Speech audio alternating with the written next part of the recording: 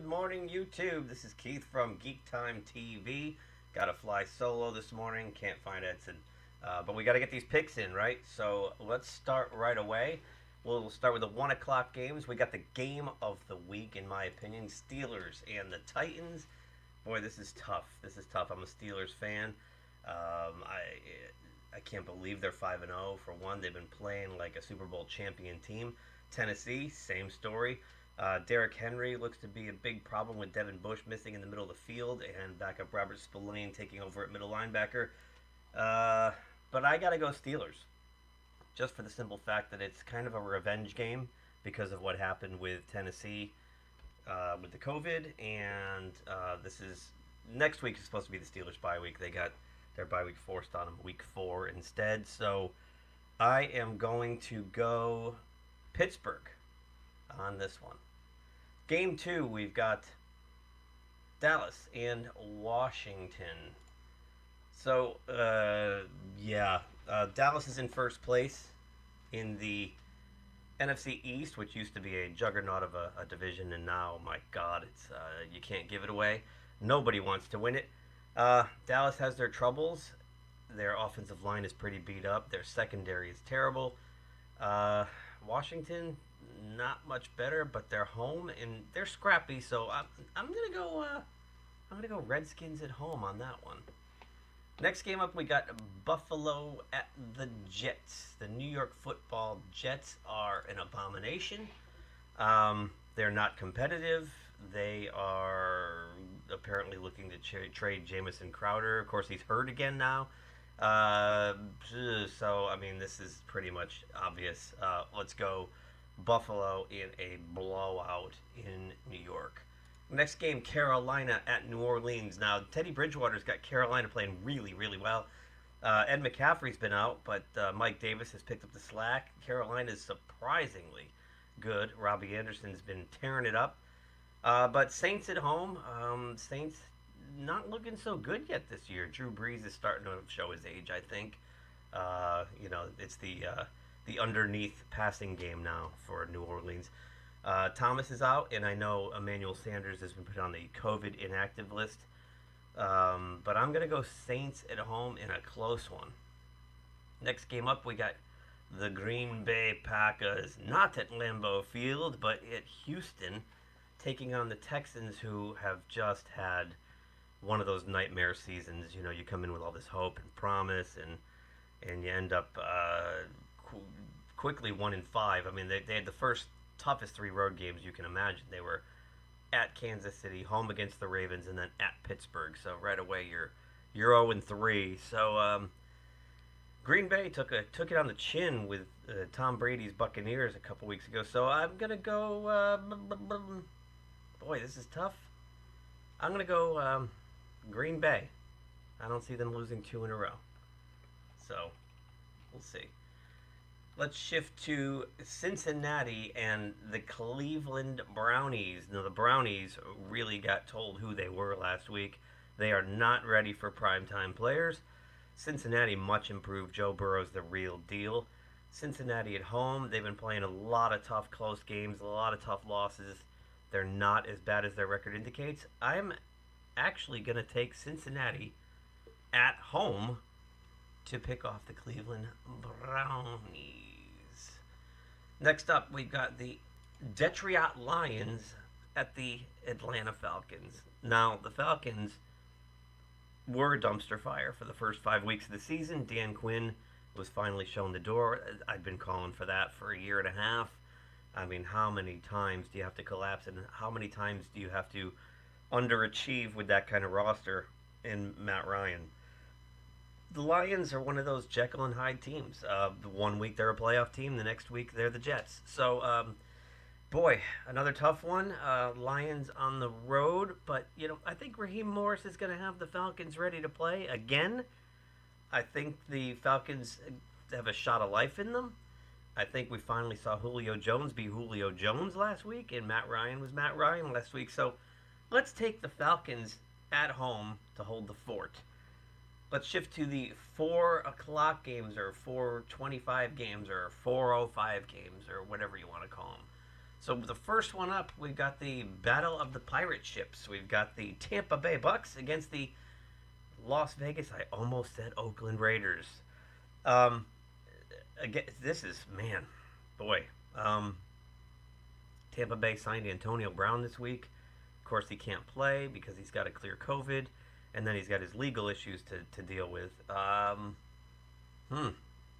And the Raiders, boy, they beat up on the Chiefs, they beat up on the Saints, and then they lose to mediocre teams. So it is in Vegas. The Raiders had their whole offensive line come up with COVID this week, but four of them are already cleared to play. So I'm going to. I gotta go with Tampa Bay. Their defense looks savage. Tom Brady's starting to catch his groove. Gronkowski got involved last week, and as long as Tampa Bay can stay disciplined, because they do take a lot of flags for personal fouls, if they can keep their noses clean, this is a team that can really potentially go all the way. So Tampa Bay on the road in that one. Next up, the Jaguars play the Los Angeles Chargers, and the Chargers are another one of these teams kind of snake bitten. Their defense is not very solid. They looked good against Kansas City, but that was about it. They're getting in these shootouts. Justin Herbert looks amazing. I think Justin Herbert's going to be a star in this league. They are home. Well, if you can call it home. They're like the Jets in New York. They're kind of sharing the Rams stadium. Let's face it, folks. Nobody in LA cares about the Chargers. Move back to San Diego or come to Hartford. We'd love you in Hartford. Come to Hartford, Chargers. The Hartford Chargers. I like that. I mean, we got a big power company here that takes care of the whole Northeast. So, Jacksonville, offensively potent, defensively impotent. I'm going to go Chargers at home in this one. Next up, we've got the 49ers at the Patriots. Another interesting one. The 49ers kind of righted the ship last week, but did they, or was it just one of these outlier games? And then you've got New England, who has a lot of offensive issues, it looks like. Cam Newton's not really the Cam Newton we used to know. He's kind of getting by. We'll call it getting by. Julian Edelman's not really getting involved yet. They seem to have the most success when they go to Burkhead out of the backfield. So they do have the three-headed backs back there. I'm going to go New England at home. I don't see Belichick dropping to 2-4. And San Francisco's going to make the long trip. It is an afternoon game, so it's more like 1 o'clock to their body clock, but I still got to take Bill and the Pats at home. Next up, Chiefs and the Broncos. Kansas City played one of those Donniebrooks in the rain with Buffalo, just one of those heavyweight fights last week. Pulled it out. They're 5-1. They're traveling to Denver, to the Mile High Stadium, to play division rival Denver Broncos, who, these are one of those games. It's a divisional game, and, you look at it on the surface and say, oh, Patrick Mahomes against a bunch of young kids, he's going to whoop up on them. There's no Von Miller to worry about. But it's Denver. It's divisional. It's going to be tight. But I don't see the Chiefs losing to the upstart Broncos. The Broncos have a long way to go. They are fun to watch. They're very, very young, and they've got a bright future ahead, but this one belongs to the Chiefs.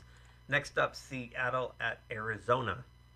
Arizona went into Dallas Monday night and took the Cowboys to the woodshed. I mean, that thing wasn't even close. The Cowboys did look a lot like the Jets. You had Ezekiel Elliott fumble twice in consecutive possessions.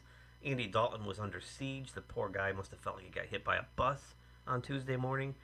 And you got the undefeated Seahawks rolling in off a bye. So, again, divisional game could be tough, but I think we're going to go Seattle here. I just think that Seattle's got the experience with Russell Wilson over his virtual clone, Kyler Murray, who's, up-and-comer. But I'm going to have to go with the Seahawks in this one tonight at 8 o'clock, so that looks like a good game to watch. And we've been lucky with some of these primetime games. They've actually been very, very entertaining. And last but not least, we got the Bears at the Rams on Monday night. Rams, surprisingly, look very, very good. Solid. Of course, we got Aaron Donald. Jared Goff seems to have found his groove again. After last year, he just looked bad. And the running back by committee's kind of working with Henderson and Brown and whatnot. So, hey, I got Cooper Kupp and Tyler Higbee on my fantasy team. So, whoop it up tonight, boys, or tomorrow night, anyway. Chicago, yeah, they're kind of a phantom 5-1. They're a solid team, really solid defense. Their offense does just enough to get by, and I don't think on the road in LA on Monday night that's going to be enough. I think the high-scoring Rams are going to take it. So we'll go with the Rams on that one. So those are the picks. Happy NFL Sunday. Edson and I should be back in a couple days to do the NFL recap of the week. And then we will worry about next week's picks when it happens. Thanks for watching. Feel free to comment, give us a like, give a dislike, whatever your sauce, man. And if you like what we're doing here, please subscribe. The subscribers help us be able to do more. So we'll talk to you next time out there. Go Stillers! If you like this video, please subscribe to the channel. If you subscribe, make sure you click the little bell icon to be notified anytime someone from our show drops new content here. Thanks for watching, and we'll talk to you soon. Say, kids, what time is that?